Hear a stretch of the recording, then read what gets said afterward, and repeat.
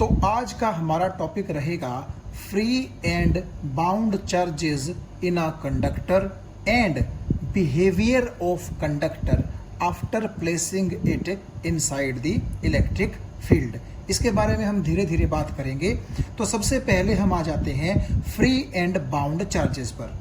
देखिए, जैसा कि नाम से ही पता चल रहा है, बाउंड का मतलब है बंधा हुआ और फ्री का मतलब है फ्री, यानी कि एकदम स्वतंत्र, आजाद।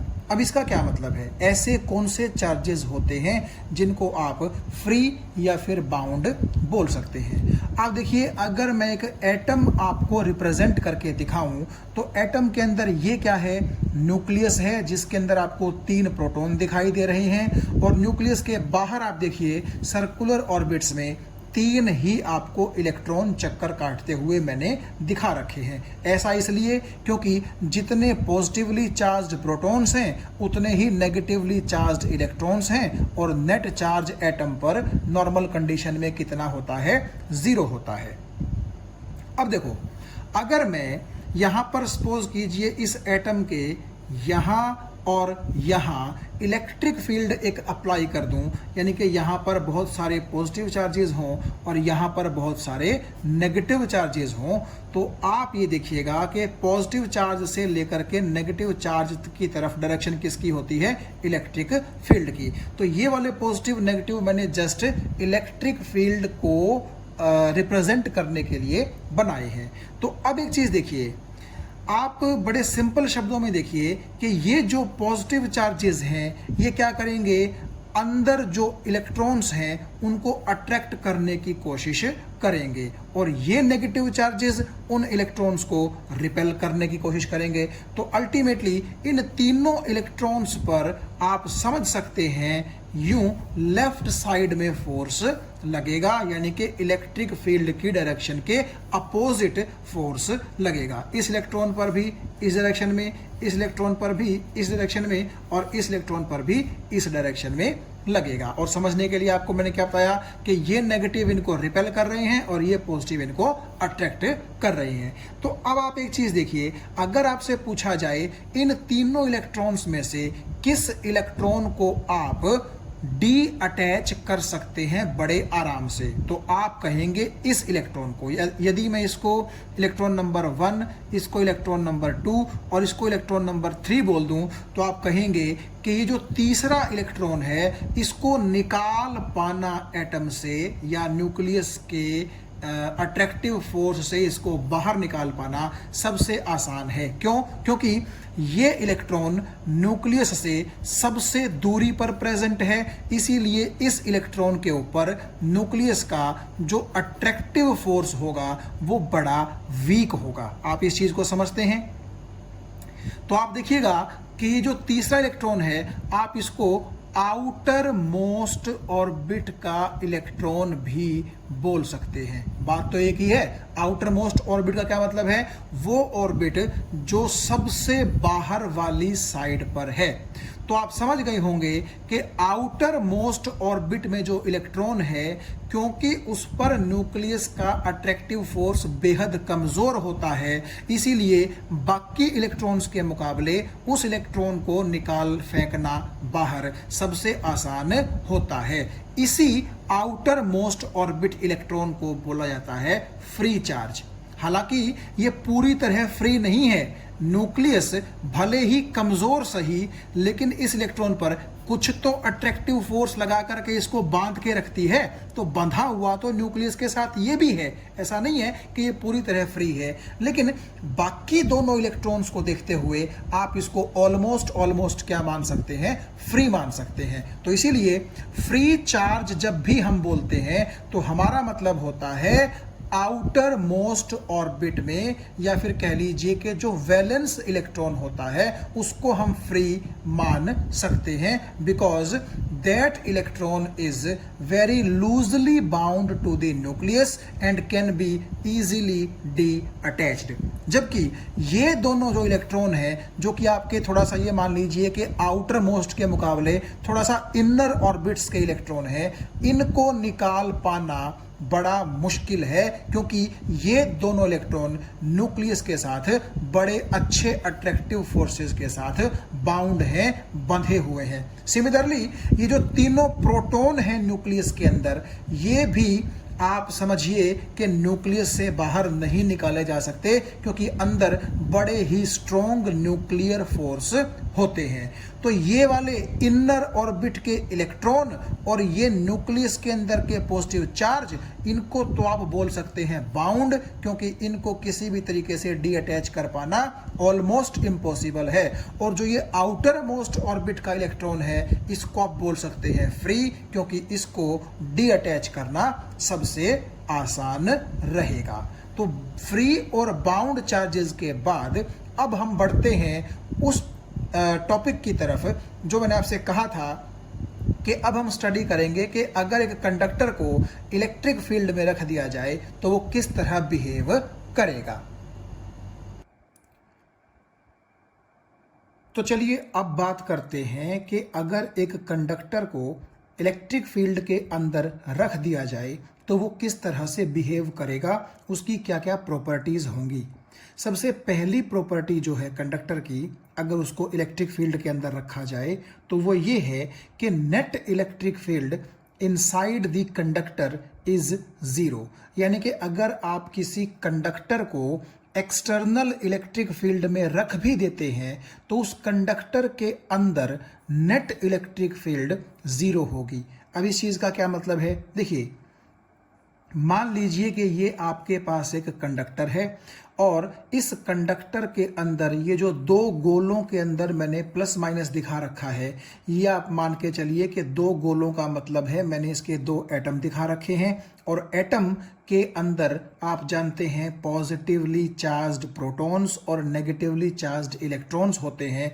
तो ये प्लस माइनस बेसिकली आपको एटम के अंदर के चार्जेस मान लेने हैं। तो आप देखिएगा कि एटम इलेक्ट्रिकली न्यूट्रल होता है, तो जितना पॉजिटिव उतना नेगेटिव चार्ज एक एटम के पास है, ये भी न्यूट्रल है और नीचे वाला एटम भी कैसा है, न्यूट्रल है। और सिर्फ दो ही नहीं, आप जानते हैं कंडक्टर की पूरी बॉडी में बहुत सारे जो एटम्स हैं वो हो सकते हैं। तो समझाने के लिए सिर्फ मैंने दो एटम्स को कंसिडर किया है।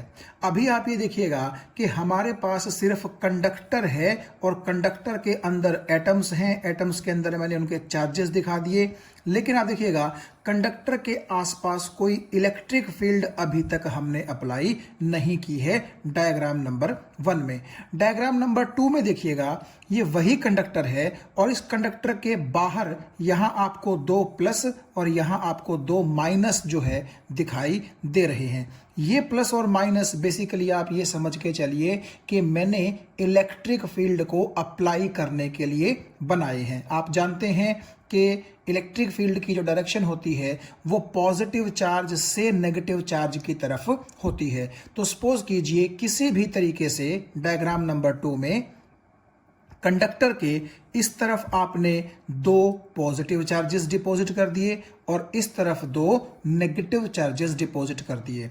ये पॉजिटिव और ये नेगेटिव ये कंडक्टर के ऊपर नहीं है बल्कि कंडक्टर की बॉडी से बाहर हैं। और आप तो ये कह सकते हैं कि इन पॉजिटिव्स और इन नेगेटिव्स के बीच में जो इलेक्ट्रिक फील्ड होगी उस इलेक्ट्रिक फील्ड के चपेटे में आ गया है अब हमारा कंडक्टर। तो देखिए होता क्या है, ये जो पॉजिटिव है ये एटम के अंदर के नेगेटिव चार्ज को अपनी तरफ खींच लेता है और पॉजिटिव चार्ज को एटम के अंदर रिपेल करके दूसरी तरफ भेज देता है इस नेगेटिव के पास। सिमिलर प्रोसेस यहाँ पर भी होता है, यानी कि ये जो पॉजिटिव है एटम के अंदर के इलेक्ट्रॉन को अपनी तरफ खींच लेगा और पॉजिटिव चार्ज को इस नेगेटिव चार्ज के पास भेज देगा। तो अल्टीमेटली आप ये मान सकते हैं कि एटम के अंदर जो पॉजिटिव नेगेटिव पहले बिल्कुल एक साथ पड़े हुए थे, इकट्ठे पड़े हुए थे, अब उनके बीच में कुछ दूरी आ जाती है, दोनों के बीच में कुछ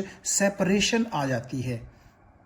इस सेपरेशन को बोलते हैं इलेक्ट्रिक पोलराइजेशन। पोलराइजेशन का मतलब है चार्जेस का थोड़ा सा एक दूसरे से क्या हो जाना, सेपरेट हो जाना, अलग हो जाना। तो ये जो आपके ये वाला प्लस और ये वाला माइनस है, ये इलेक्ट्रिक फील्ड को आपने अप्लाई कर दिया है और उस इलेक्ट्रिक फील्ड की वजह से अंदर जो एटम था वो पोलराइज हो गया, और पोलराइज होने के बाद हुआ क्या, उस एटम का नेगेटिव चार्ज तो इलेक्ट्रिक फील्ड वाले पॉजिटिव के पास आ गया और एटम का पॉजिटिव इलेक्ट्रिक फील्ड वाले नेगेटिव के पास चला गया। अब आप एक चीज देखिएगा, हमने ये कहा था कि हमने कंडक्टर को इलेक्ट्रिक फील्ड के अंदर रख दिया है। ये तो हमारा कंडक्टर है और इस पॉजिटिव से इस नेगेटिव और इस पॉजिटिव से इस नेगेटिव की तरफ कौन है, इलेक्ट्रिक फील्ड है, इलेक्ट्रिक फील्ड लाइंस की डायरेक्शन है। तो बेसिकली आपका ये कंडक्टर इलेक्ट्रिक फील्ड के चपेटे में ही तो आ गया। अब देखो, इस पॉजिटिव से लेकर के इस नेगेटिव तक इलेक्ट्रिक फील्ड लाइन आपकी मैंने इस तरफ रिप्रेजेंट कर दी, क्योंकि डायरेक्शन होती है पॉजिटिव टू नेगेटिव। तो ये राइट हैंड साइड की तरफ जो डायरेक्शन है ये बेसिकली इस पॉजिटिव और इस नेगेटिव के बीच की इलेक्ट्रिक फील्ड लाइन है। लेकिन आप ये देखिएगा कि कंडक्टर के अंदर भी तो चार्जेस अब सेपरेट हो गए हैं, पोलराइज हो गए हैं।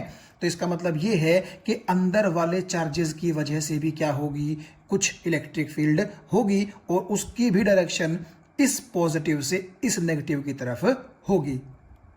तो ये जो नीचे वाली लाइन मैंने आपको दिखा रखी है जिसकी डायरेक्शन लेफ्ट हैंड की तरफ है, वो बेसिकली आपके कंडक्टर के अंदर जो चार्जेस हैं उनकी इलेक्ट्रिक फील्ड की डायरेक्शन है। ये बात आपको समझ में आ गई। सिमिलरली नीचे वाली दो लाइनें आप समझ गए होंगे, इस प्लस से इस माइनस की तरफ ये वाली इलेक्ट्रिक फील्ड लाइन है और इस प्लस से इस माइनस की तरफ ये वाली इलेक्ट्रिक फील्ड लाइन है। अब एक बात देखिए आप, अगर मैं कह दूं कि ये इलेक्ट्रिक फील्ड और ये इलेक्ट्रिक फील्ड की डायरेक्शन तो अपोजिट है और मैग्नीट्यूड बराबर है, तो ये दोनों आपस में कैंसिल कर जाएंगी और नेट इफेक्ट कितना होगा, 0। सिमिलरली ये दोनों भी कैंसिल कर जाएंगी क्योंकि डायरेक्शन अपोजिट है और मान लीजिए मैग्नीट्यूड बराबर है, तो यहाँ पर भी नेट इलेक्ट्रिक फील्ड कितनी हो जाएगी, 0। तो इस तरह से कंडक्टर के इनसाइड में नेट इलेक्ट्रिक फील्ड आप देखिए कितनी हो गई, 0 हो गई। और आप ये बोल सकते हैं कि बाहर वाले पॉजिटिव नेगेटिव की इलेक्ट्रिक फील्ड अंदर वाले पॉजिटिव नेगेटिव की इलेक्ट्रिक फील्ड से बेसिकली क्या हो गई है, कैंसल आउट हो गई है। अब डायरेक्शन तो ठीक है, आपको पता लग गया कि अपोजिट है। हम ये कैसे यकीन करें कि इनकी जो इलेक्ट्रिक फील्ड्स की वैल्यू है वो भी बराबर है, क्योंकि अगर दो वेक्टर बराबर हैं और डायरेक्शन अपोजिट है तभी तो वो कैंसिल कर पाते हैं। देखिए, आप इस चीज़ को थोड़ा सा इस तरह सोचिए कि जब आपने एक पॉजिटिव और एक नेगेटिव कंडक्टर के बाहर अप्लाई किया तो होता क्या है कि ये एक पॉजिटिव अंदर से एटम का एक नेगेटिव अपने पास बुला लेगा और एटम के पॉजिटिव को इस नेगेटिव के पास भेज देगा। यानी कि एक बाहर वाला पॉजिटिव एटम के अंदर के एक नेगेटिव को अपनी तरफ अट्रैक्ट करेगा और दूसरा पॉजिटिव दूसरे नेगेटिव को अट्रैक्ट करेगा। तो इस तरह से जितने आप बाहर पॉजिटिव चार्जेस लगाएंगे उतने ही यहां नेगेटिव बन जाएंगे, उतने ही यहां पॉजिटिव होंगे और उतने ही यहां पर नेगेटिव होंगे। तो आप ये देखिएगा कि बाहर वाले चार्जेस और अंदर वाले चार्जेस बराबर होते हैं और आप ये मान के चलिए कि अगर चार्जेस बराबर हैं तो जरूर दोनों इलेक्ट्रिक फील्ड की वैल्यू भी क्या होगी, बराबर होगी। लेकिन डायरेक्शन अपोजिट है, इसीलिए नेट इलेक्ट्रिक फील्ड अंदर कितनी हो गई, 0 हो गई। तो इसका मतलब है कि आपने कंडक्टर के चारों तरफ अगर इलेक्ट्रिक फील्ड अप्लाई कर भी दी तो उसके चारों तरफ तो इलेक्ट्रिक फील्ड रहेगी, लेकिन कंडक्टर के अंदर जो नेट इलेक्ट्रिक फील्ड है वो कितनी होगी, वो 0 होगी। और आप ऐसा भी कह सकते हैं कि इस पॉजिटिव से इस नेगेटिव की तरफ इलेक्ट्रिक फील्ड लाइन चलेगी और इस पॉजिटिव से इस नेगेटिव की तरफ इलेक्ट्रिक फील्ड लाइन चलेगी, आप ऐसा भी बोल सकते हैं। लेकिन अंदर इलेक्ट्रिक फील्ड लाइन नहीं चलेगी और अगर इलेक्ट्रिक फील्ड लाइन ही नहीं होगी तो इसका मतलब है इलेक्ट्रिक फील्ड भी अंदर 0 होगी। तो आपने ये पहली प्रॉपर्टी बड़े आराम से समझ ली होगी कि net electric field inside conductor is 0। तो सेकंड प्रॉपर्टी ये बोलती है कि जैसे आपके कंडक्टर के अंदर नेट इलेक्ट्रिक फील्ड 0 होती है, इसी तरह नेट चार्ज इनसाइड कंडक्टर भी कितना होगा, 0 होगा। यानी कि कंडक्टर के अंदर कोई चार्ज लाई नहीं कर सकता।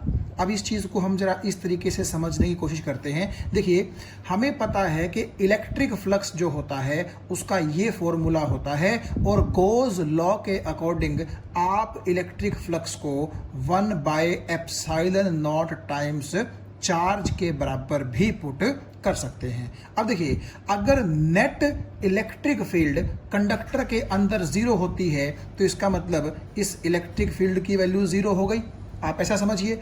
और जीरो इंटू समथिंग आप देखिए जीरो होता है, और वो जीरो जब Q/ε0 के बराबर होगी तो वहां से आप देखिए Q भी कितना आएगा, जीरो आ जाएगा। यानी कि आप यहाँ से बड़े आराम से अंदाजा लगा सकते हैं कि अगर इलेक्ट्रिक फील्ड जीरो है कंडक्टर के अंदर तो चार्ज भी कितना होगा, कंडक्टर के अंदर जीरो होगा, क्योंकि एरिया तो आप ये मान के चलिए कि कंडक्टर का जीरो नहीं होगा, कुछ ना कुछ तो उसका एरिया होगा ही होगा। तो अगर इलेक्ट्रिक फील्ड जीरो है तो जीरो इंटू समथिंग सारे का सारा जीरो हो गया, और वो चीज क्योंकि चार्ज बाय ε0 के बराबर है तो ε0 यहां जाकर के जीरो के साथ मल्टीप्लाई होगा तो वो खुद जीरो हो जाएगा, तो चार्ज कितना हो जाएगा, जीरो हो जाएगा। तो इसका मतलब net charge inside conductor is zero. और आप इस चीज को थोड़ा सा ऐसे भी समझ सकते हैं कि अगर मेरे पास आपको समझाने के लिए एक स्फेरिकल कंडक्टर हो, ठीक है, ये एक स्फेरिकल कंडक्टर है, और अगर आप इसको बाहर से सपोज कीजिए पॉजिटिव चार्ज देते हैं तो वो पॉजिटिव चार्ज आप जानते हैं इस कंडक्टर के अंदर नहीं जाता बल्कि आउटर सरफेस पर ही क्या करता है, रिसाइड करता है, रह जाता है, अंदर नहीं जाएगा। मान लीजिए आप कहते हैं कि जो आपने इस कंडक्टर को पॉजिटिव चार्ज दिया वो पॉजिटिव चार्ज अंदर चला गया। मान लीजिए क्योंकि कंडक्टर है तो चार्ज ट्रेवल कर सकता है, तो मान लीजिए कि यहाँ यहाँ यहाँ और यहाँ जो ये पॉजिटिव चार्जेस आपने दिए ये अंदर आ गए। अंदर का मतलब ये भी इस तरफ आ गया, ये भी इस तरफ आ गया, ये भी नीचे आ गया, ये भी ऊपर चला गया। सबकी कोशिश है यहाँ सेंटर पर आने की, सपोज कीजिए ट्रेवल करके, क्योंकि ये कंडक्टर है। लेकिन क्योंकि सभी के सभी पॉजिटिव चार्जेस हैं तो जैसे ही ये दोनों एक दूसरे के यूं पास आएंगे तो रिपेल करके फिर से एक दूसरे से दूर भाग जाएंगे। सिमिलरली अगर ये दोनों यूं पास आएंगे तो ये दोनों भी रिपेल करके यूं दूर भाग जाएंगे और मैक्सिमम दूरी पर एक दूसरे से रहने की कोशिश करेंगे। और वो मैक्सिमम दूरी का मतलब है कि आपके कंडक्टर के सिर्फ सरफेस पर ही पड़े रहेंगे, अंदर आने की उनकी हिम्मत नहीं होगी, क्योंकि अगर वो अंदर आएंगे भी तो हर एक पॉजिटिव एक दूसरे को रिपेल करके बाहर की तरफ भगा देगा, यानी कि अंदर उनका रह पाना पॉसिबल नहीं है। इसीलिए अंदर चार्ज कंडक्टर के कितना होता है, जीरो। तो तीसरी प्रॉपर्टी में हम कह रहे हैं कि इलेक्ट्रिक फील्ड जो होती है सरफेस ऑफ कंडक्टर पर वो होती है सिग्मा बाय एप्सिलॉन नॉट। देखिए, आप एक चीज मत भूलिएगा कि इलेक्ट्रिक फील्ड ऑन सरफेस की बात यहां हो रही है, क्योंकि अंदर जो है कंडक्टर के वो तो इलेक्ट्रिक फील्ड कितनी होती है, जीरो होती है। लेकिन सरफेस पर क्योंकि चार्ज सरफेस पर ही तो रहता है ना, तो इसका मतलब वहां तो इलेक्ट्रिक फील्ड जीरो नहीं होगी।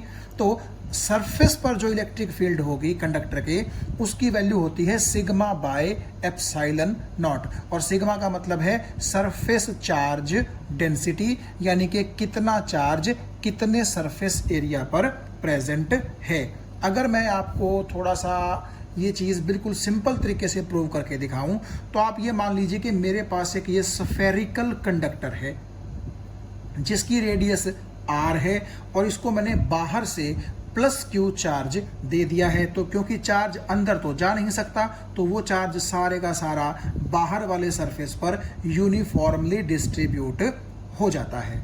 अब देखिए, अगर मैं आपसे पूछूं कि अगर इस कंडक्टर के सरफेस पर बिल्कुल सरफेस पर एक पॉइंट ए ले लूं तो इस पॉइंट ए पर इलेक्ट्रिक फील्ड की इंटेंसिटी कितनी होगी, तो इसके लिए आपको याद होगा मैंने आपको एक शॉर्टकट तरीका बताया था कि जो कंडक्टर के सरफेस पर चार्ज प्रेजेंट है आप मान लीजिए कि वो यहाँ सेंटर पर रखा हुआ है, हालांकि अंदर कोई चार्ज होता नहीं है, लेकिन इलेक्ट्रिक फील्ड की वैल्यू को शॉर्टकट तरीके से निकालने के लिए हमने देखा था कि ये जो चार्ज सरफेस पर प्रेजेंट है ये कुछ ऐसा बिहेव करता है जैसे कि सारे का सारा चार्ज कहाँ रखा गया हो, सेंटर पर। तो मान लीजिए कि ये जो सरफेस पर चार्ज प्रेजेंट है प्लस क्यू, ये यहाँ सेंटर पर ही रखा हुआ है।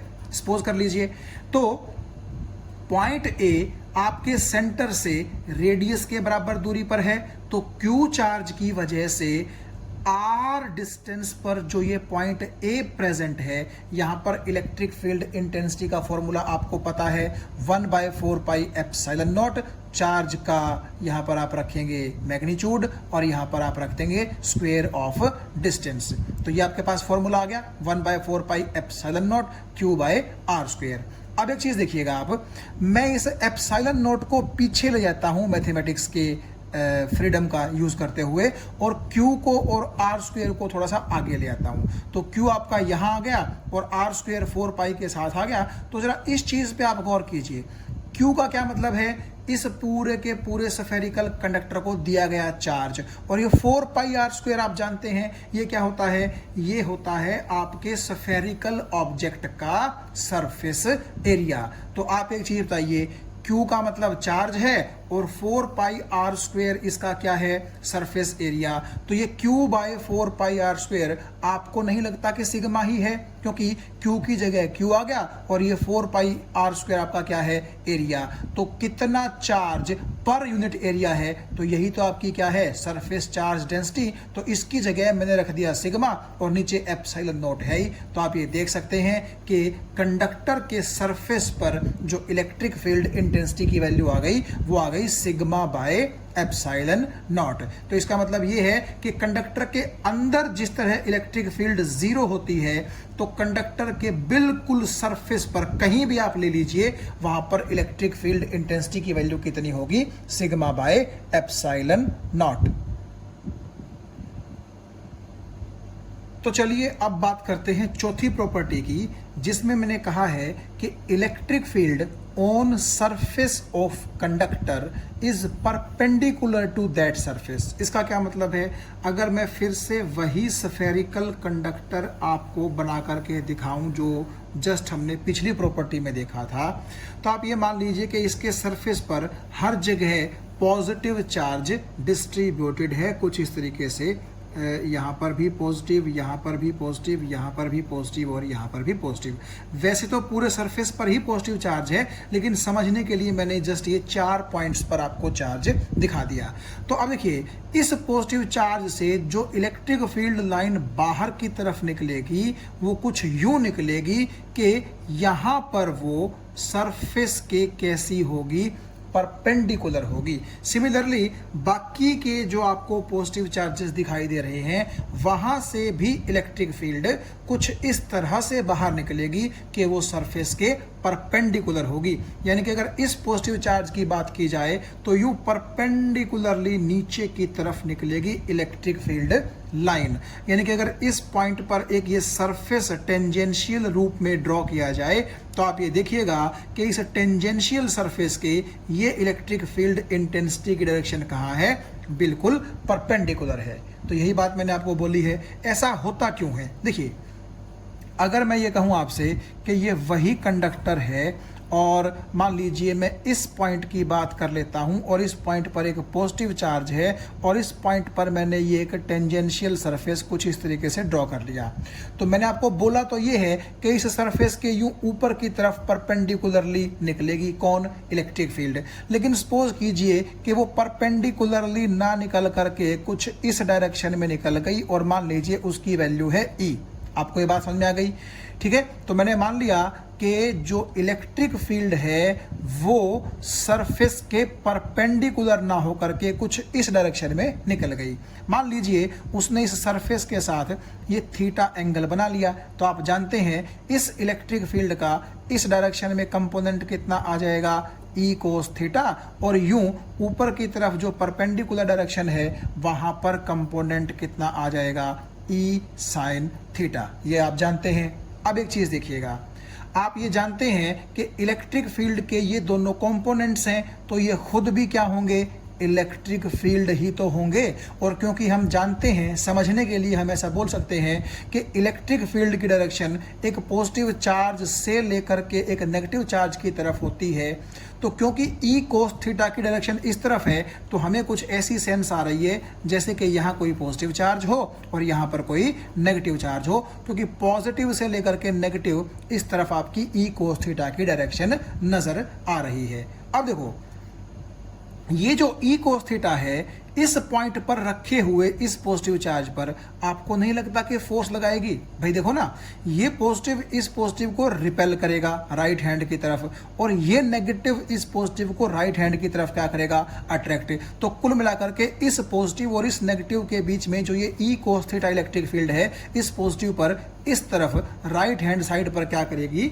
एक फोर्स लगाएगी। इसका तो मतलब ये हुआ कि ये पॉजिटिव चार्ज इस तरफ मोशन शुरू कर देगा, जबकि आप ये देखिएगा कंडक्टर के सरफेस पर ऐसा कोई भी चार्ज का मोशन जो है वो ऑब्जर्व नहीं होता है, यानी कि जो ये चार्जेस प्रेजेंट हैं सरफेस पर वो मूव नहीं करते हैं, वो इमोबाइल होते हैं। तो इसका मतलब ये हुआ कि अगर वो चार्जेस इमोबाइल हैं तो इसका साफ साफ मतलब है कि इस डायरेक्शन में कोई इलेक्ट्रिक फील्ड का कंपोनेंट नहीं होगा, या फिर होगा तो आप उसकी वैल्यू को किसके बराबर पुट कर देंगे, जीरो के बराबर। और एक चीज देखिएगा आप, अगर ई कोस थीटा जीरो के बराबर हो जाएगा तो इसका मतलब ये है कि दो चीजों का प्रोडक्ट अगर जीरो है तो दोनों में से कोई ना कोई एक तो जीरो है, लेकिन ई तो जीरो नहीं हो सकता, क्योंकि आप देखिएगा यहाँ पर कुछ ना कुछ वैल्यू है इसकी, तो इसका मतलब कोस थीटा को ही क्या होना पड़ेगा, जीरो।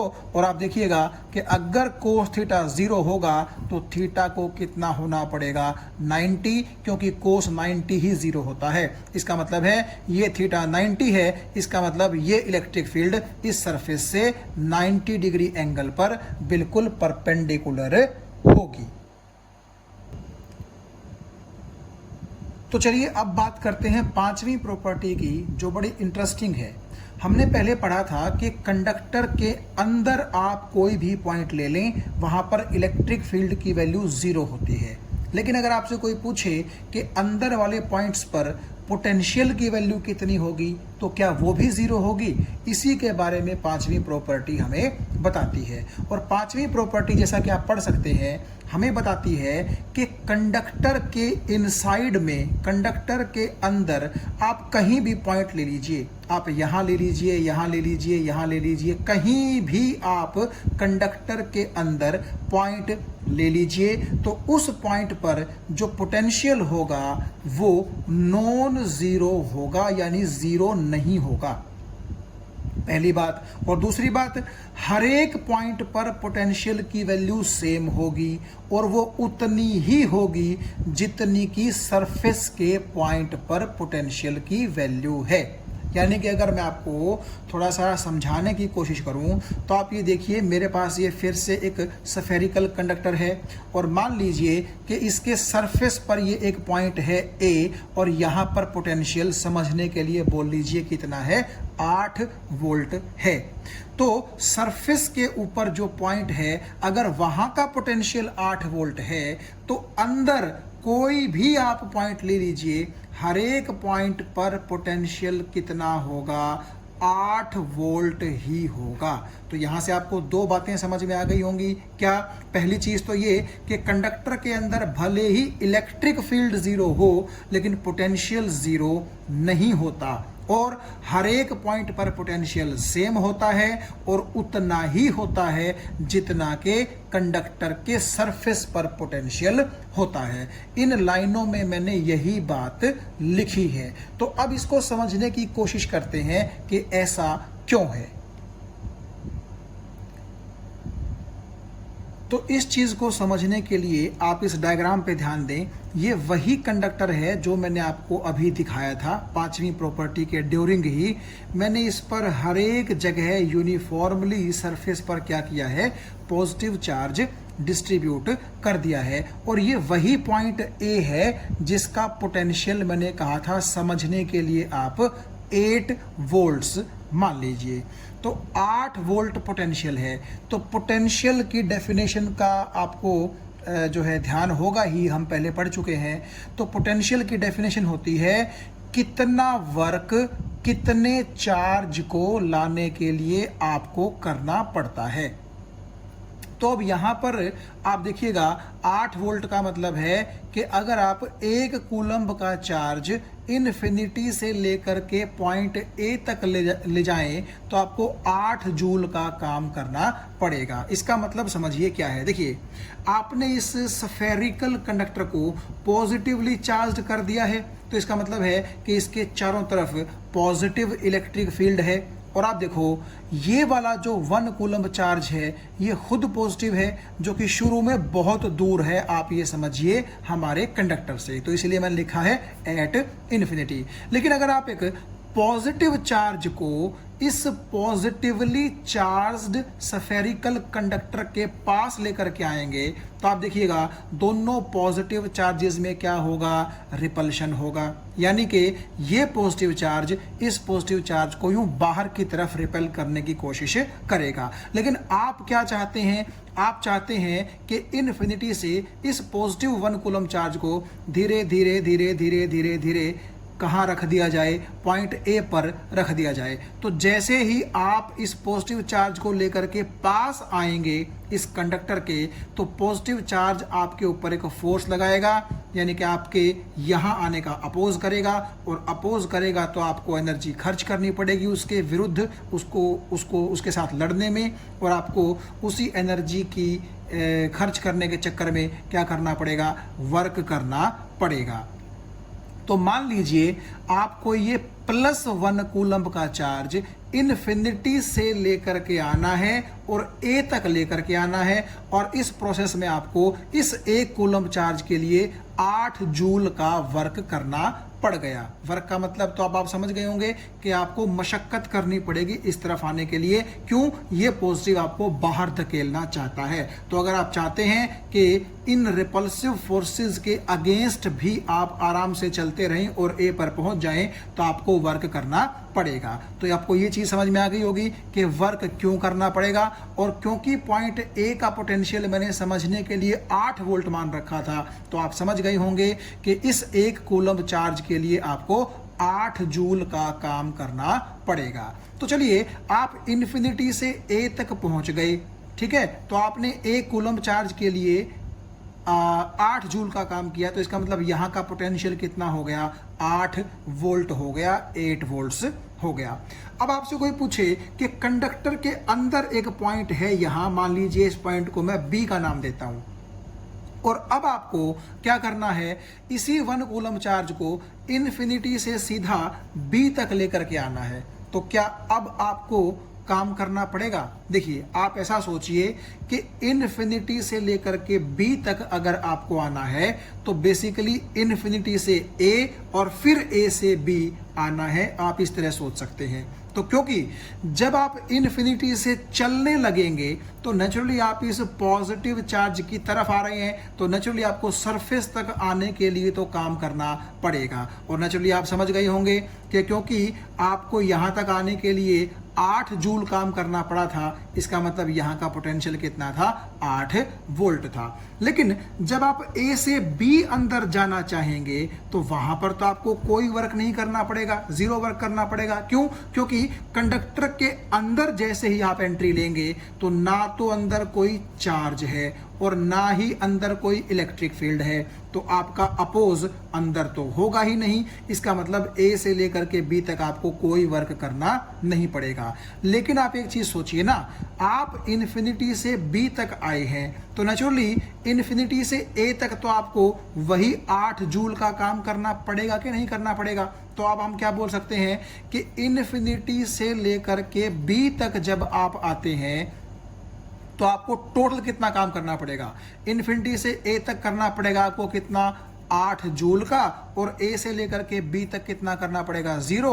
तो अल्टीमेटली आप ये देख सकते हैं कि इन्फिनिटी से बी आपको अल्टीमेटली 8 जूल का ही क्या करना पड़ा है, काम करना पड़ा है, क्योंकि अंदर तो आपको काम करना पड़ता ही नहीं है। तो अगर कोई आपसे बी का पोटेंशियल पूछे कि बी का पोटेंशियल कितना होगा, तो डेफिनेशन वही रहेगी कि कितना वर्क कितने चार्ज के लिए किया है। तो वर्क तो आपने कितना किया है, 8 जूल किया है, चार्ज आपका 1 कूलम ही था, तो नेचुरली बी का पोटेंशियल भी आप देखिए कितना होगा, 8 वोल्ट ही होगा। तो आप ए से अंदर चाहे यहां बी तक जाएं, चाहे यहां कोई पॉइंट सी ले लें, चाहे यहां कोई पॉइंट डी ले लें, तो अंदर तो आपको वर्क करना ही नहीं है, वर्क तो आपको सिर्फ सरफेस तक करना है। तो नेचुरली आप जब अंदर पहुंचेंगे तो आपको सरफेस तक का ही वर्क करना पड़ेगा। इसीलिए जो पोटेंशियल सरफेस का होगा वही पोटेंशियल आपका अंदर वाले पॉइंट्स का भी होगा। और मैंने इसीलिए आपसे कहा था कि जो पोटेंशियल आपके सरफेस वाले पॉइंट का होगा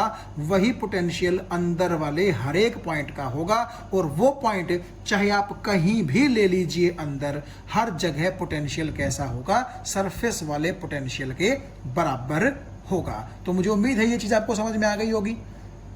आप इसको कुछ इस तरीके से भी समझ सकते हैं कि मान लीजिए यहां है आपका घर और पॉइंट बी पर है आपके रिलेटिव का घर, और आपको आपके घर से और रिलेटिव के घर तक जाना है। सपोज कीजिए ये है रिलेटिव के शहर का बस स्टैंड। आप बात समझ गए। तो आपने क्या किया, अपने घर से लेकर के और रिलेटिव के शहर तक, यानी कि रिलेटिव के शहर के बस स्टैंड तक आने के लिए मान लीजिए आपने बस के अंदर ट्रेवलिंग की और आपको किराया देना पड़ा 100 रुपीज। आपको बात समझ में आ गई। तो अपने घर से लेकर के और बस स्टैंड तक आप 100 रुपीज दे करके पहुंच गए। और फिर सपोज कीजिए आपने अपने रिलेटिव को फोन कर दिया था कि मैं आ रहा हूं और मुझे पिक करने आप बस स्टैंड पर आ जाओ। तो घर से वो रिलेटिव बस स्टैंड पर आ गया और आपको वापस लेकर के घर चला गया। तो इस प्रोसेस में आपसे कोई पूछे कि आपके घर से रिलेटिव के घर तक आपको टोटल कितना किराया देना पड़ा, तो वो तो आपको 100 रुपीज ही देना पड़ा ना। क्यों? क्योंकि बस स्टैंड से लेकर के और रिलेटिव के घर तक तो आपका बेसिकली कितना किराया लगा, 0 किराया लगा, क्योंकि आपको आपका रिलेटिव अपने व्हीकल के अंदर बैठा करके ले गया। तो आप ये मान लीजिए कि आपके घर से लेकर के बस स्टैंड भी आपके 100 ही रुपए लगे, या फिर कह लीजिए मोटे मोटे तौर पर आपके घर से लेकर के रिलेटिव के घर पहुंचने में भी आपके 100 रुपए ही लगे। तो उम्मीद है ये चीज आपको समझ में आ गई होगी कि यहां से लेकर के यहां तक भी आपको 8 जूल ही वर्क करना था, और यहां से लेकर के अंदर तक भी आपको 8 जूल ही वर्क करना पड़ा है। तो जो पोटेंशियल आपके सरफेस वाले पॉइंट का होगा वही आपके अंदर किसी भी पॉइंट का पोटेंशियल होगा। जो बात अभी हमने की उस बात को हम मैथमेटिकली भी बोल सकते हैं। देखिए E is equal to d we upon D r, ये हम पहले डिराइव कर चुके हैं, बस मैं यहां नेगेटिव साइन को क्या कर रहा हूं, नेग्लेक्ट कर रहा हूं। So D we upon D R is equal to E, और ई 0 होती है कंडक्टर के अंदर। So D we upon D R is equal to 0, और 0 और डी आर जब आपस में मल्टीप्लाई होंगे तो डी वी किसके बराबर हो जाएगा, 0 के बराबर हो जाएगा। और d v is equal to 0, इसका क्या मतलब है कि चेंज इन पोटेंशियल 0 है, क्योंकि डी वी का क्या मतलब होता है, चेंज इन पोटेंशियल। तो वो 0 है, इसका क्या मतलब है कि पोटेंशियल कांस्टेंट है। कि भाई अगर चेंज इन पोटेंशियल 0 है, इसका मतलब है कि पोटेंशियल चेंज नहीं हो रहा है, और जो चीज चेंज नहीं हो रही इसका मतलब वो क्या है, कांस्टेंट है। और इसका क्या मतलब बनेगा, इसका मतलब ये बनेगा कि जो आपके कंडक्टर के सरफेस पर पोटेंशियल होगा वही पोटेंशियल अंदर वाले पॉइंट्स पर भी होगा, यानी कि पोटेंशियल सेम रहेगा, कांस्टेंट रहेगा, चेंज नहीं करेगा। आप एक बार फिर से देखिएगा कि जो पोटेंशियल सरफेस पर है अगर वो 8 वोल्ट है जैसे हमने अभी बात की, तो अंदर वाले हर एक पॉइंट पर भी पोटेंशियल क्या रहेगा, 8 वोल्ट ही रहेगा, कांस्टेंट रहेगा, वो चेंज नहीं करेगा।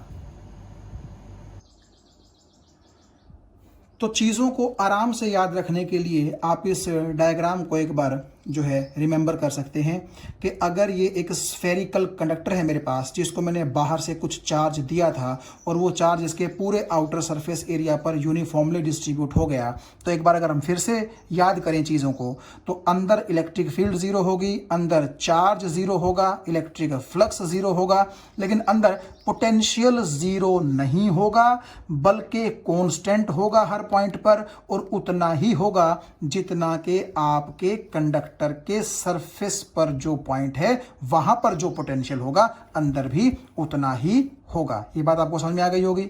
और आप देखिएगा कि अंदर भले ही इलेक्ट्रिक फील्ड जीरो है, लेकिन बाहर यानी कि बिल्कुल सरफेस पर जो पॉइंट होगा वहां पर इलेक्ट्रिक फील्ड होगी सिग्मा बाय एप्सिलॉन नॉट, और उसकी डायरेक्शन सरफेस के कहां होगी, बिल्कुल परपेंडिकुलर होगी।